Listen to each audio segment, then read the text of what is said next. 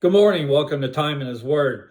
I'm a little late getting this up this morning. Grandkids come over, and so they take priority. But good visit. That's a good visit. I was thinking about this phrase this morning that says, "Don't judge a book by its cover." What's that mean? How does that apply to our lives?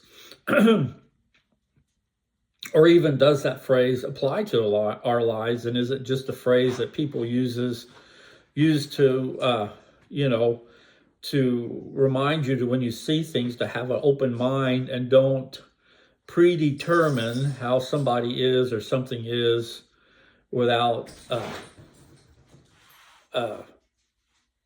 knowing everything about it? And could that apply to an individual's life? The phrase, "Don't judge a book by its cover."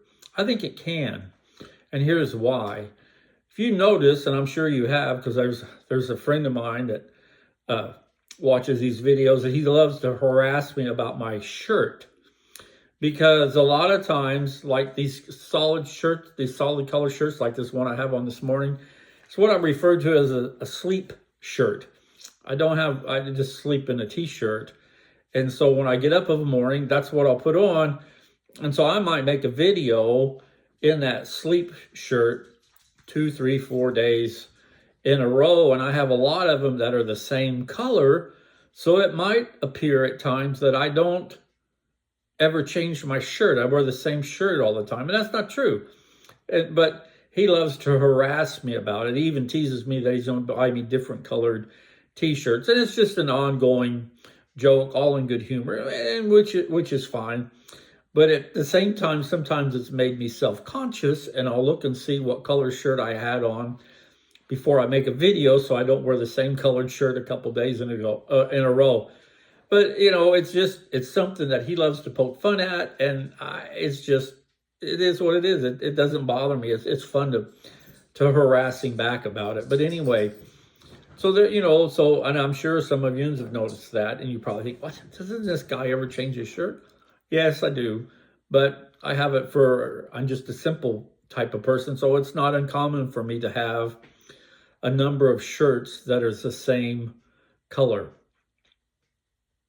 But I want to look at something deeper this morning than the color of my shirt, or how often I wear the same shirt, or how rough my hair looks from time to time. I want to look and have us think about what makes up the core of who we are. And by that, I mean,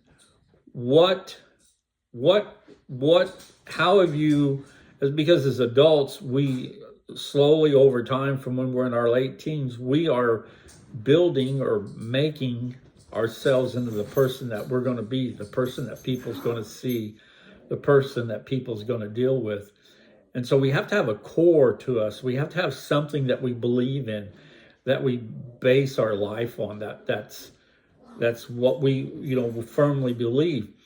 And I think, and this is just my opinion, we only have two choices. We have the choice of either allowing or living by the standards of the world, i.e. Satan, because Satan is in control of the world, or our Christian values makes up the core of who we are, and that being our walk in Christ, how much we study our Bible, and so forth. So what choices have you made in your life, and the questions always include myself, that make up the core of who you are? In Psalms, the 4th chapter, starting in verse 20, it says this: "My son, give attention to my words. Incline your ear to my sayings. Do not let them depart from your sight. Keep them in the midst of your heart, for they are life to those who find them, and health to all their body. Watch over your heart with all diligence, for from it flow the springs of life. Put away from you a deceitful mouth, and put devious speech far from you. Let your eyes look directly ahead, and let your gaze be fixed straight in front of you. Watch the path of your feet, and all your ways will be established. Do not turn to the right nor to the left. Turn your foot from evil. That kind of well describes what makes up the core of who I am. The core of me is this Bible and all it represents and all that I've learned in it and still continue to learn from it. And I study it daily. I could spend more time in it than I do, but I'm in it each and every day, not just for the messages that I put together, but I'm constantly thinking about a verse that might work with a message for tomorrow or something. But my mind generates around the words in this book. And I try as best I can, humanly, as best I can, to live as this book describes and teaches us and tells us how to live and go about live the life of a Christian. Is it difficult? It's very difficult, because the ways of the world is easy. Don't do nothing. You just live life at your leisure. Do things at your leisure and don't worry about the consequences. Unless they're going to land you in jail or prison, then you might really want to worry about the consequences of your action. But basically, living in the world, as the world, you can pretty much do as you please. The Christian lifestyle is a little bit more, I don't know if the word pattern is correct, but it gives us an outline of how we live, how we need to live. It tells us what God is against and what he's for, and it tells us all of that.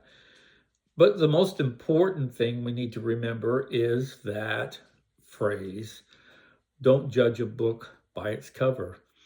Because no matter how strong our faith is, no matter how hard we try to live the Christian lifestyle, our actions will speak louder than our words. So you can say that you're a Christian and you can try to live that lifestyle as a Christian, but if your actions represent the world, then you're telling the world who you are without ever saying a word. I like to think that I'm doing the best I can to be as Christ-like as possible. I don't throw it in people's faces, nor should you. But I'm always willing and able, when questioned about my faith and my walk in Christ, to give the best answer that I can to whomever I'm speaking with. So think about that today as you go through the day. What makes up the core of who you are? What forms you? What leads you through life? Is it the life in Christ and trying to do everything that the Bible describes us to live by? Or are you taking the easy way out and living life as the world lives life?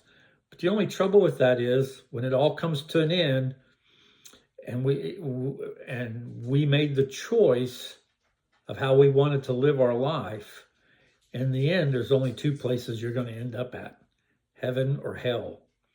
So today, my question for you is this. What makes up your core? What have you done to build the character of the person you are? And number two, and more importantly, is that person you have become, where will you spend eternity when eternity comes knocking at your door?